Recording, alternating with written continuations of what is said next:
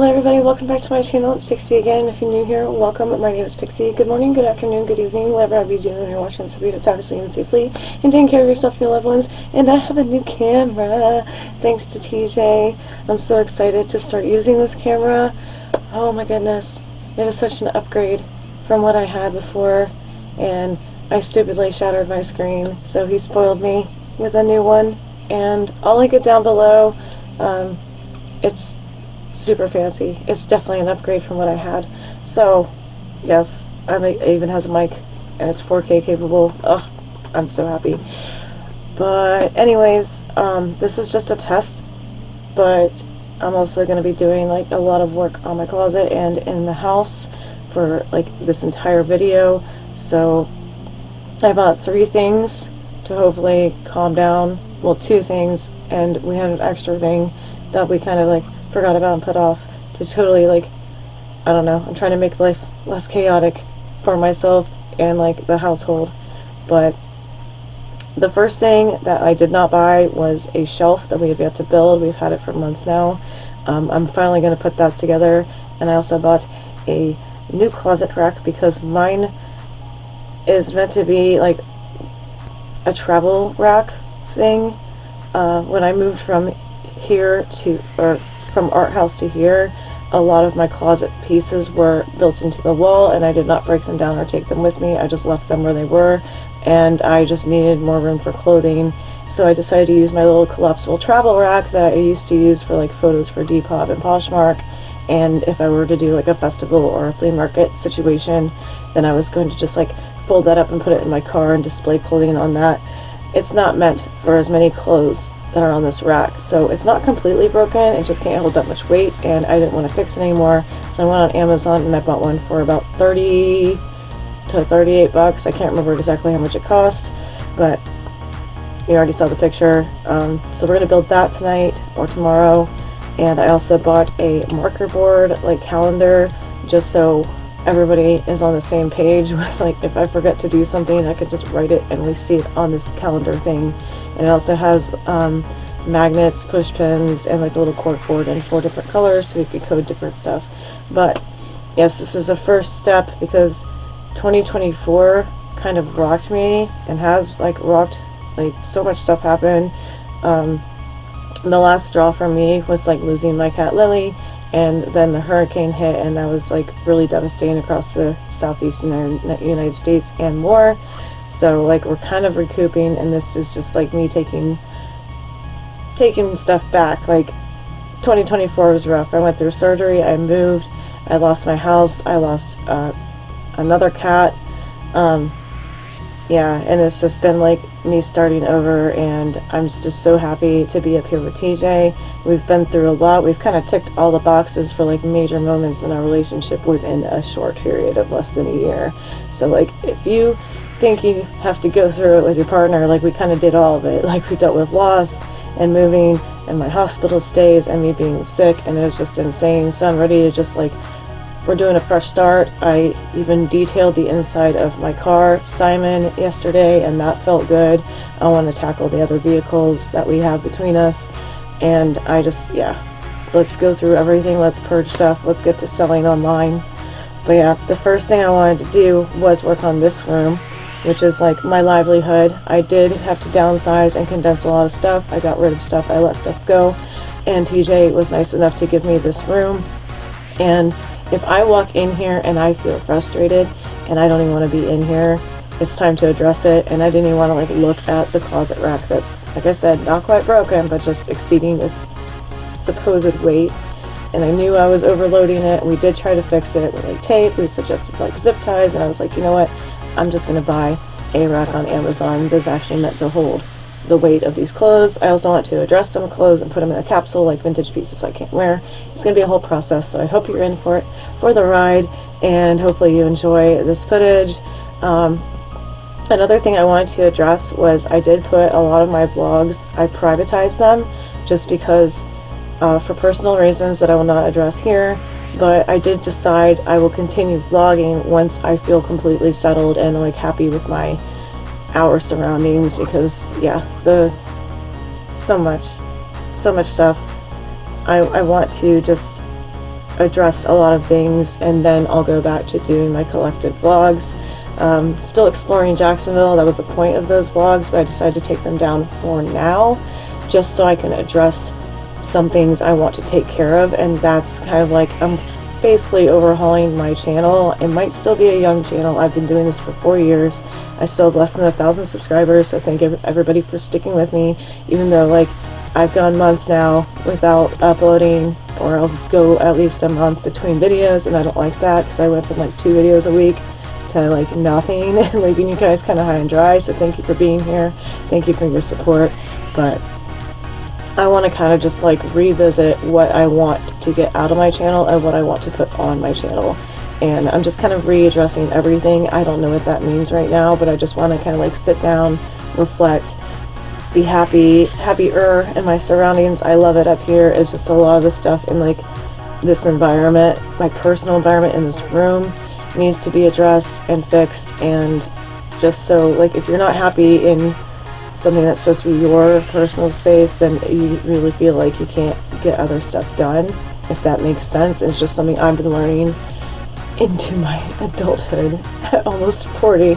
So yeah, it's time to address a lot of different things. I'm sure there are things I'm forgetting about, but yes, please stick around. I hope you enjoy this video, and it feels good to be back. And I feel like this camera is actually giving me like a fresh start and a fresh aspect, because I'm no longer frustrated dealing with a shattered viewfinder screen.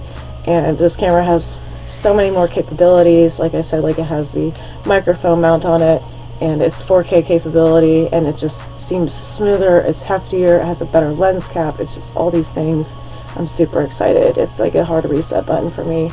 So again, let's go. I love G. Bye.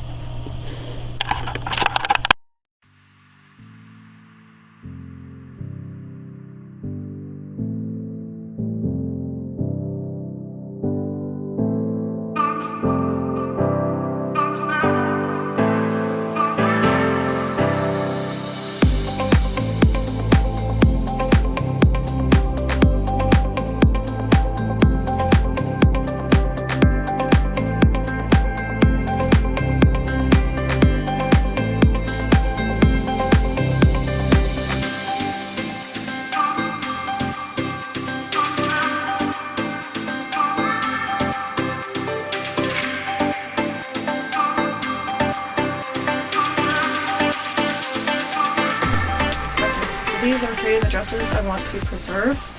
This is my mom's wedding dress, so I don't really want this on display. I want to put it like in an airtight container so it does not get damaged. And then these are just 2 very fragile, like antique dresses that can't be worn, and they just kind of take up space on my closet rack since I cannot incorporate them into my wardrobe. Like this lace is so fragile, I don't want to risk it. One day I'll probably have it properly restored because there's some stains on it, and I wonder if it's actually supposed to be white. But yes, very old. I can't even date this. So things like this can go into like a little Tupperware container, maybe put under the futon. I don't know really like what to do with these yet, but they don't need to be on that rack. But now that rack is all cleaned off, and I'm going to break it down and then move the shoes that are underneath it and start building that new rack, which sounds like a lot of fun. Okay, bye!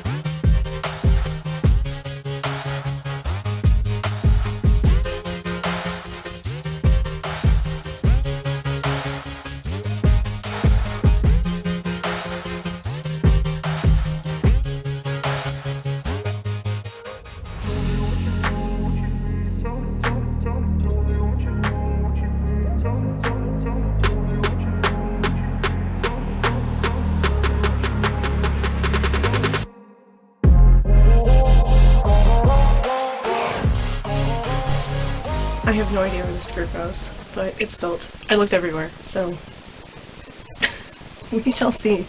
So it's a little bit longer than the space I have. I just kind of catty cornered it, because since it's on casters, I could just move it when I need to get to the rest of the closet, and I'll just move my dress form, like, when the time comes, because I don't have room for her.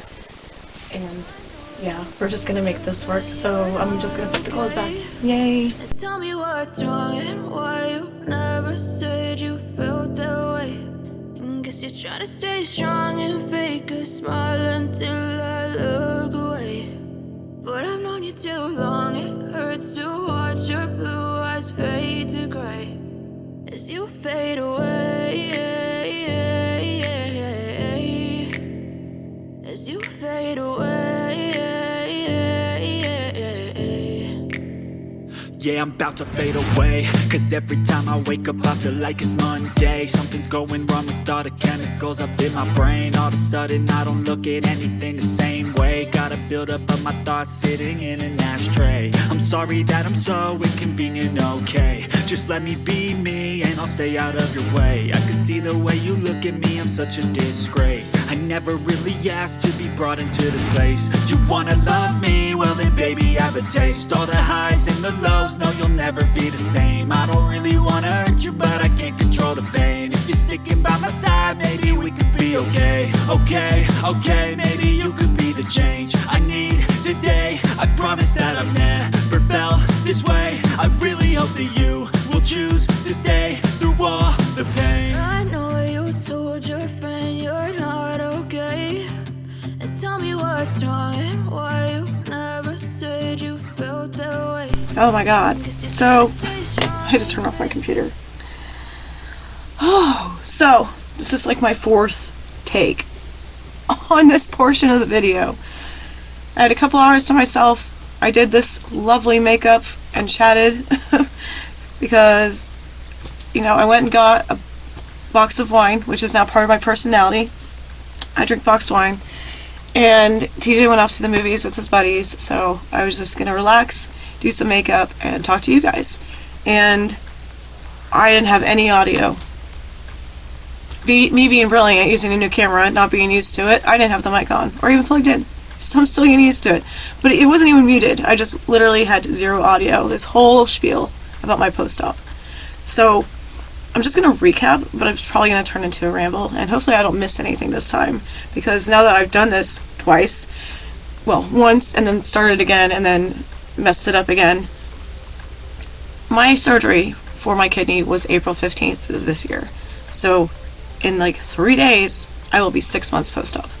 And I figure 6 months is a good standpoint, is a good moment in the timeline to tell about my, like, talk about my journey with the surgery, before the surgery, and kind of recap like what happened, like what brought me to this point in my life, and my physical wellness, and my like well-being, my mental wellness also, because I didn't know that post-op depression was a thing. I also didn't know that anesthesia depression is a thing.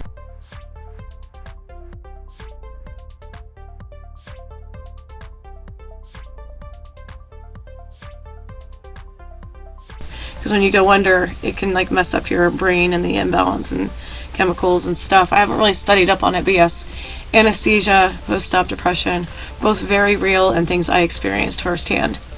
My surgeon was just simply like, you're gonna get sad, and I was like, well, thank you for the warning. But I had a great team of doctors, a great medical team, multiple doctors from multiple walks of life, and very talented, very smart people, very clear and concise about what they were going to do. So the thing about post-op depression is, I guess I should just tell you, like, if you need a recap, or if you are new to my channel, I had this, and I keep trying to say like have, because I've been dealing with it for so long. I had this thing called uteropelvic junction obstruction. I'll put it right here, because it's a long word, and sometimes I stutter over it. UPJ, which is a kink in your uterus. So what happens is, you get blockage in your kidney, and the uterus is what helps you go to the bathroom.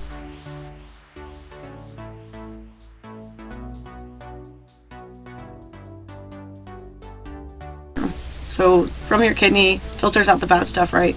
And it goes through the ureter to your bladder, and that's how you pee. So my body was saying absolutely not. It's like kinked like a hose. But in the recovery, well, first of all, I'll just tell you what the surgery is. First, in July of last year, I was going into shock. I was at work. I was working at Chili's at the time in my old town, and I was doubled over in pain, and the girls were like, can you please send this girl home? Like, she is miserable. Like, I was trying my best to push through my shift, and they were like, no, you just need to go home. And I slept it off. I decided to go home, take ibuprofen, lay on a heating pad, and try to get sleep. I woke up much against like what I wanted to do. I wanted to go straight to the hospital, but somebody told me to sleep it off and see how I felt. Which, I'm not going to knock them. I do have my own choice words for this person, but I digress. That's not what this is about. Do listen to your body if you're ever in this situation. So the next day I still felt like crap, and I put myself in the emergency room. And what I thought was just going to be a simple, usual kidney infection that I'm super prone to UTIs, kidney infections, etc., random fevers, random bursts of pain. I used to just have bad days. And I was like, they're just going to dope me, pump me up with antibiotics, give me some pain meds, and send me on my way. No. They rush into my room after about an hour. They take my blood. They were like, you are going upstairs for surgery. Right freaking now. I had exactly enough time between them leaving the room and coming right back and me going upstairs to surgery to call my dad and my job. That was how much time I had before I was put under, like dressed and put under. So they were like, you are lucky you came in when you did. They put the stent in. I wake up, like everybody is aware of what's going on for the most part. I wake up post-op, and they were like I had to be transferred from the hospital I checked myself into to another hospital for them to put the stent in, and so I was recovering. Well, I went home, and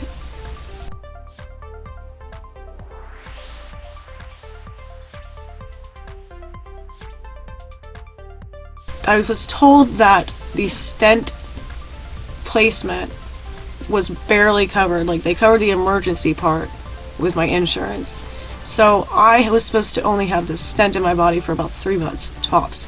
And when my surgery went, my insurance wouldn't cover it, I had to leave the stent in longer, and that caused another infection. So in January, fast forward, I start feeling the same certain type of way. Listen to your body, I'm going to say this a lot. I went to the hospital in January. I went to a different hospital this time. Made sure my insurance took it.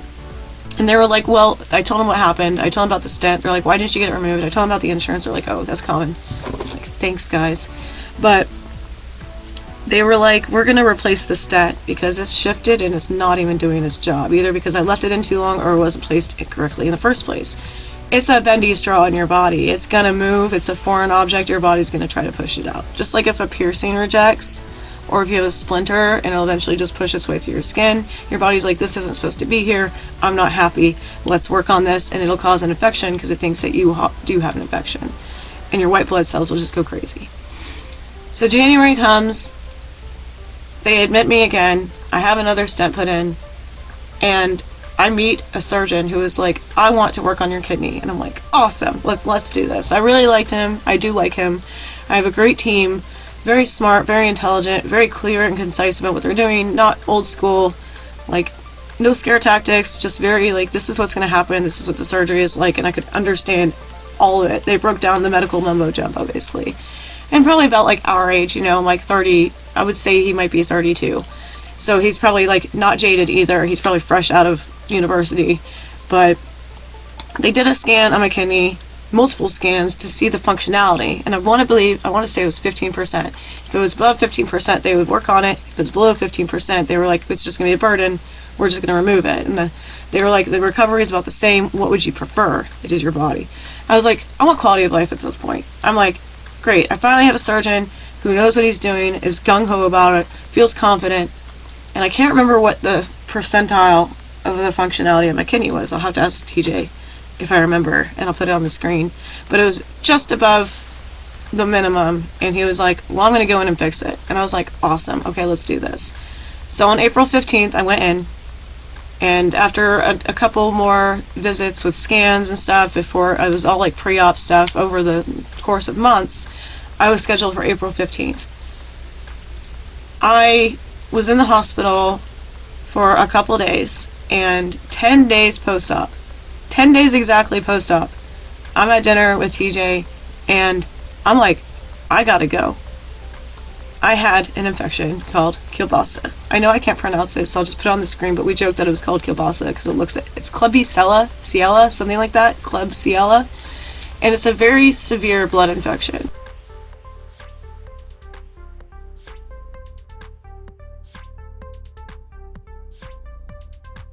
It is caused by either foreign objects or dirty instrument, like it could be anything if that infects your bloodstream. It's very serious. My body went into shock. They were like, there's something about post-op. There is post-op depression. There's also recovery. You're constantly monitored. You constantly have to be attached to machines. You can't go to the bathroom by yourself. It's just a nightmare. I just hear my bird. But before I get ahead of myself with the infection, for post-op, I also had another stent placed in. So while my kidney was healing, they still had to keep it open. And I kept the stent because I'm morbid and weird. I was like, this has been like, I used to call it my bendy straw, you know, like it was part of me. It was my friend. It saved my life one time. Twice, actually, July and January. So it's just kind of like, am I allowed to keep this? And they're like, what? And I was like, you know, people keep their kidney stones and their wisdom teeth. Can I have my stent? So it's in a bag.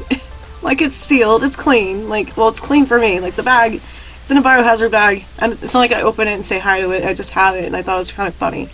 Anyways, if you think that's gross, like, whatever. This thing was in my body for a long time. Multiple instances. So, yes, I do have it. And so I still have another stent, and, you know, I still have stitches and stuff. So it's like a typical surgery. And not invasive. I have 4 very small scars on my torso, including where the catheter was, to just like help me go to the bathroom and like take blood out.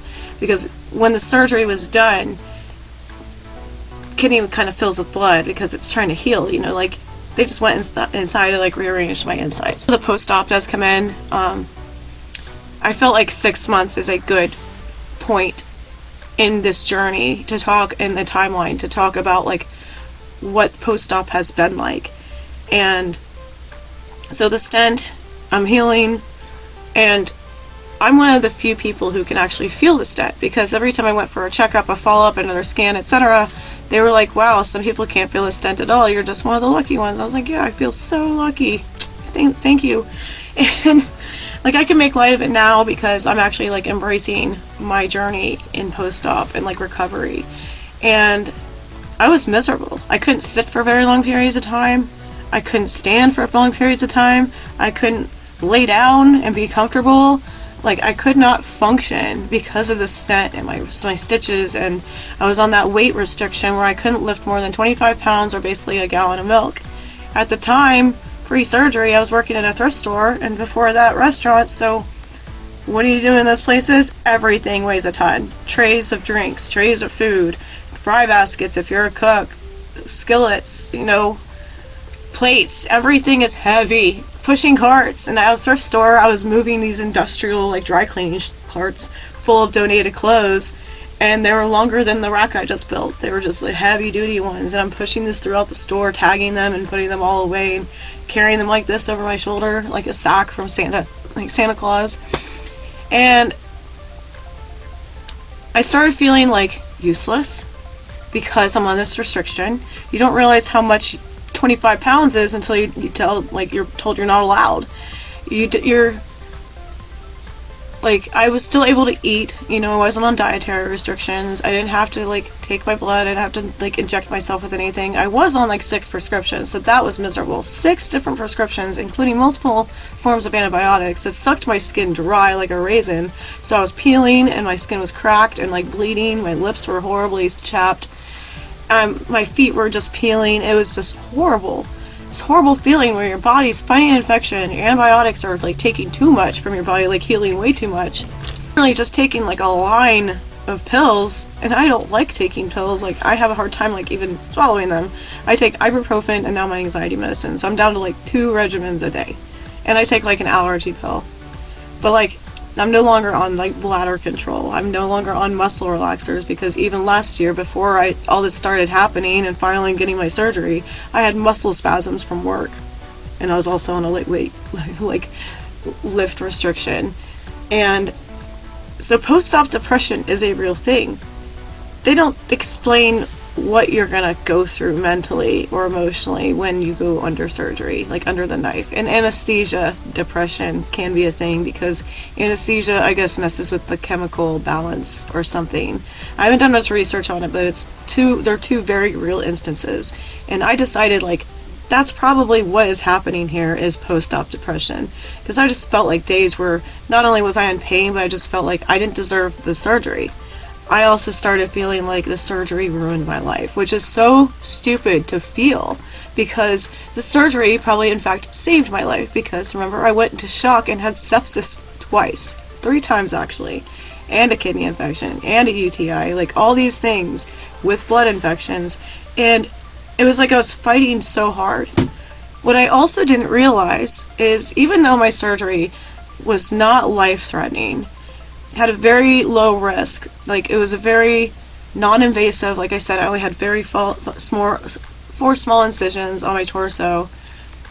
It was mostly the stent and just like the stitches themselves and just being worn out, like somebody just went in your body, you know, and moved things around and did things and moved them, like cut them away and, you know, made it better, but your body's still like kind of in shock, I guess. And it's not fair to think that like I never deserved the surgery, and it's not fair to think like people I've talked to, friends and family, are like, give yourself a break. You literally went under surgery. It hasn't even been 6 months. Like, you need to give yourself more credit, and I'm learning. I am.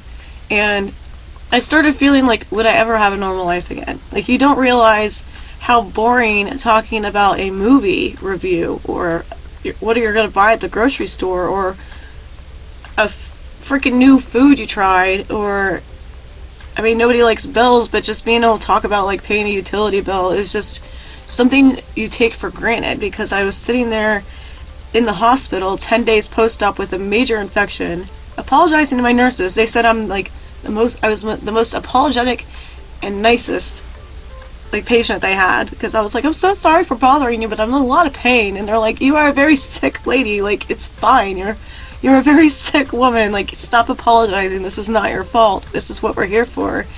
And I was probably annoying them with how many times I apologized for them doing their job and like making sure I was comfortable and not in pain, and that I was taking my antibiotics and my vitamins and stuff, because so many things were low before my surgery, probably because my kidney was not producing the things they were supposed to. Like, your kidney, I think, is the provider of potassium, so my potassium was always low. I've always been kind of iron deficient or borderline. So they're also giving me these multivitamins and their horse pills. And they're gross, and I'm like on whatever the equivalent now is to morphine, because that's how bad the pain was. And TJ's checking in on me because he still has to work, and, you know, he has his kid, and, you know, so it would just like light up the room when I would see him like walk in, and it wasn't another doctor or a nurse, somebody to poke and prod at me. It was just like such a relief to see him. And he told a couple people at church about me, and one guy, he brought ice cream, and it was funny because he couldn't find just like a small set of plastic spoons. He was like, there's only like packs of 40, so here's a bunch of spoons, and he brought 2 pints of ice cream. And we just sat around talking, and I was like, this is the first sense of normalcy I've had in like what feels like months, what feels like an eternity. And those are the things you kind of like, you don't realize you're taking them for granted. Like, you don't have to be an Oscar-winning, Nobel Peace Prize-winning rock star to live a fulfilled life.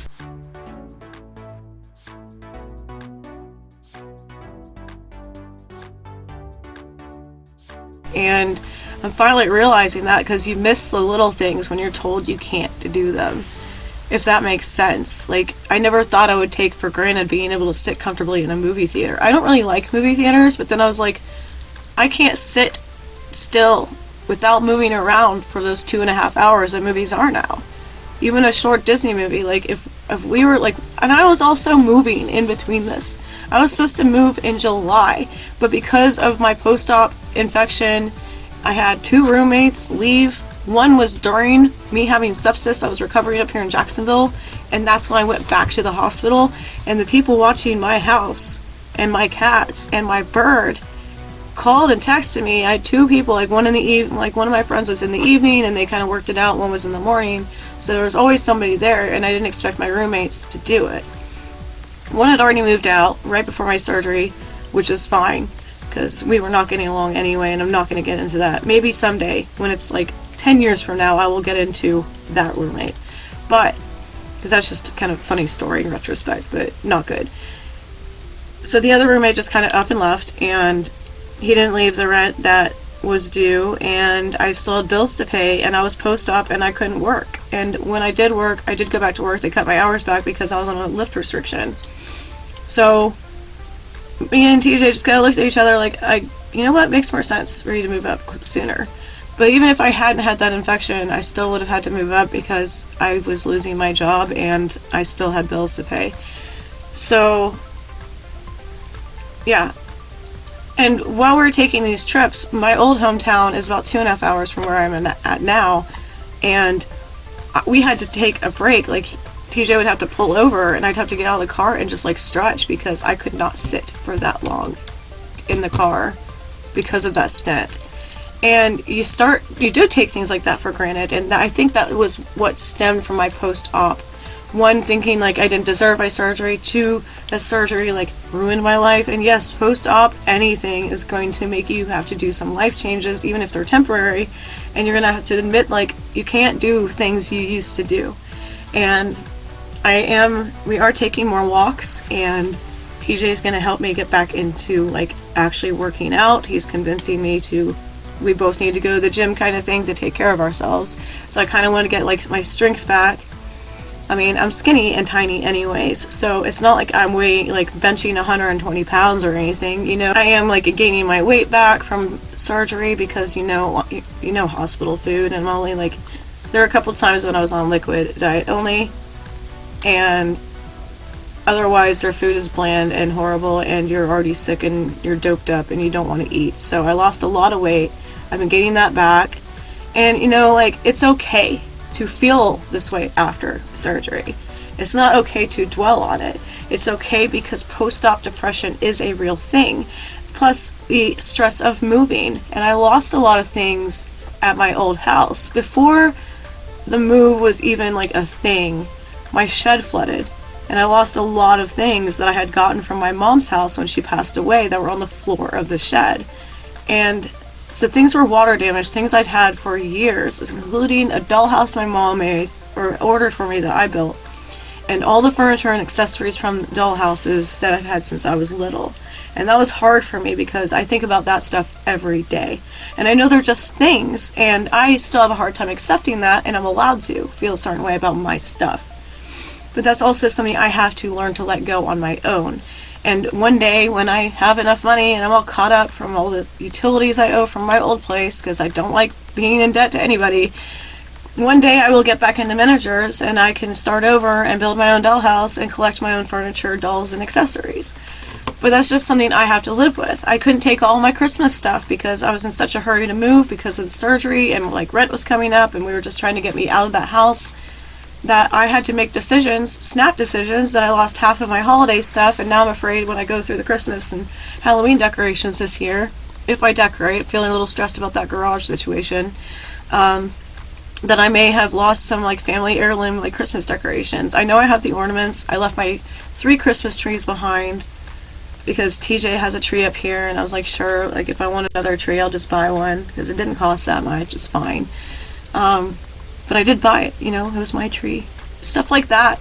But to actually be here, though, and being told that, like, your body went into shock, like, you are lucky to be here, you start really appreciating, like, it is just stuff. It's still sad, and I'm still going to be sad about it. But post-op depression starts making you feel like you are undeserving of it. So I'm learning, and, you know, like, I had to go through a mental anguish and, like, hell and emotional damage of what surgery does to a person. Like, I'm sure it would be true with any major life-changing surgery, life-altering, whatever. Like, I also still have my tonsils and my appendix and my wisdom teeth, so I had no idea what I was in for. Not even a minor surgery that most people, or many people, go through. You're going into my body, you're cutting me open and all these icky stuff, and now, like, I'm recovering, and now, like, I'm going into shock, and now I have infections, and it's crazy. I don't blame my medical team at all for the infections. Things happen, you know? It could have been, I don't know, some kind of speck in the air that landed in my bloodstream and caused an infection. It's super serious, and they took it as such. I was in the hospital for, I believe, almost a week, just recovering from the blood infection on top of the surgery, and then I still had to go get kidney scans and all this stuff. My last scan was a couple months ago, and I had to drive an hour and a half in the rain, and I hate driving in the rain. It was like a torrential, typical Florida summer downpour. And I was terrified. I drove an hour and a half for this last scan, and they were like, your kidney's fine, you are done. And I was like, hallelujah. But I still had to come home and mentally deal with the anguish of my body still healing. Like I said, my friends and family are like, give yourself more credit. It hasn't even been 6 months yet. You went through a surgery. You moved. You know, like, you have overcome so much, but, like, you can be told that all day long, but you have to decide and understand for yourself that you're right. I am valued. I am justified in feeling the way I feel, and I am happy to be here. Just live the best fulfilled life that you can, that you are provided, that you build with your loved ones and for yourself. That's what matters. That's what starts mattering. And that's what mattered to me after I realized, like, how badly I was off and how bad it could have been and how lucky I am. Like, now I'm, like, excited to hear about, like, let's go to the grocery store. I'm like, oh my god, yes. Like, I love food anyways, and I love shopping, so. But, like, you kind of take going to something as simple as going to the grocery store or checking the mail or reading a movie review or reading a comment on Facebook or, like, posting a YouTube video and reading y'all's comments. Like, you take stuff like that for granted when you realize you can't. And there was so much more to this before I lost all my audio on my old one, but you get the idea, because I could just keep going, like, all day long about stuff to be grateful for. You can't just tell somebody, like, don't take it for granted, because I basically was. Like, I was always like, ugh, adulting is so boring, and now I'm, like, looking forward to the boring aspects of adulting, because now I can live a healthy life to be able to do the boring stuff. And I'm grateful that I have the ability to do so. I can now lift more than 25 pounds. Like, yay. I can now push a cart. You know? I can now drive myself without being in pain. I can now go to the movie theater and sit comfortably. Still don't like the movie theater, but I was able to see Deadpool and Wolverine pretty comfortably. And Alien. We are about to go see Alien Romulus. Yay! That was a good one. And, like, you know, like, the fact that I had the choice to go see these movies with my fiance, that's what was more important to me. The fact that I couldn't even sit comfortably in post-op because of the stent in my body, that I couldn't go to a movie theater or be in a nice car ride without having to pull over and get out and move around because I've been sitting for too long and it's pinching.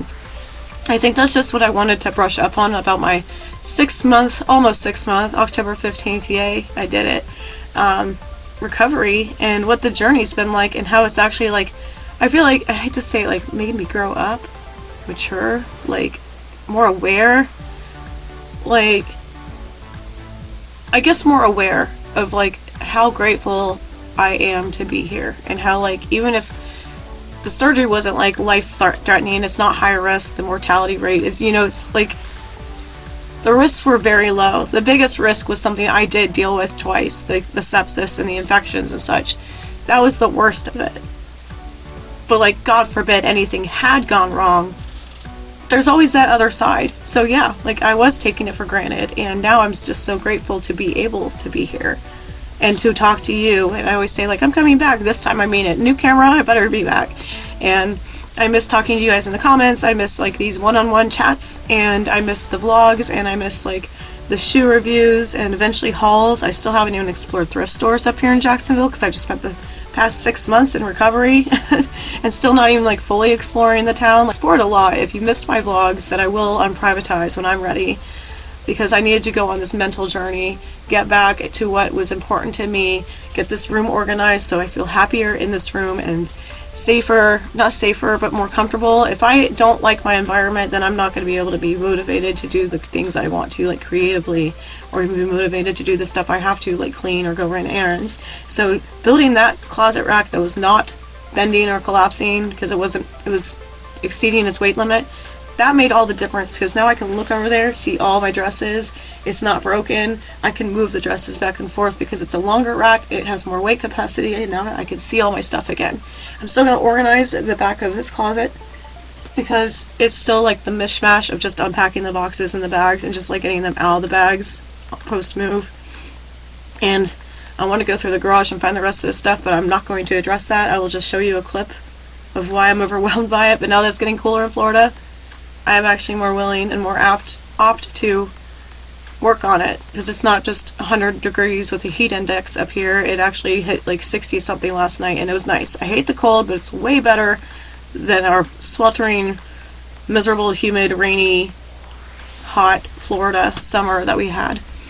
And I also want to just tell you, like, the storms are horrible.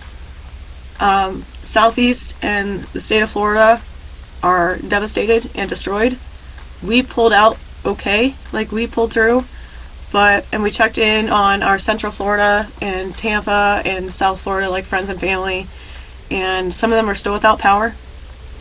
So we're gonna go down and visit in about a month, and just to see our friends and check in and stuff. But yeah, I think what TJ said the last time he checked, there was 120 tornadoes that touched down in the state of Florida just for Milton.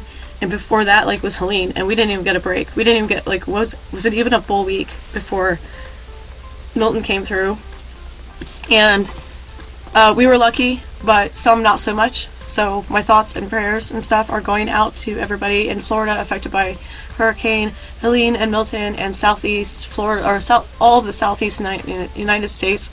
I have words getting ahead of myself because I'm trying to spew it all out, because seeing Asheville like that, and my friend in Virginia being affected, is wild to me. My sisters in Tennessee, they fared okay, but it was just like the way that storm came through and like affected so many millions of people. And these storms were ones for the books, if you guys weren't following. I didn't even get like much sleep. I was just sitting there with like 8 tabs of YouTube Live praying we didn't lose power, which we didn't. It flickered a couple times, we were lucky in that case too, and I was just watching like every radar and every live update I could, listening to the wind. It sounded like train whistles blowing through right outside our house. Every time I thought it was done, we'd have another round of train whistles and horns. And yeah, they were kind of nerve-wracking, and this is even being in Northeast Florida. But anyways, I just want to let you know, like, we're okay post-op, yes, and I have to let you go because my camera is gonna die, so I might be back. So, bye!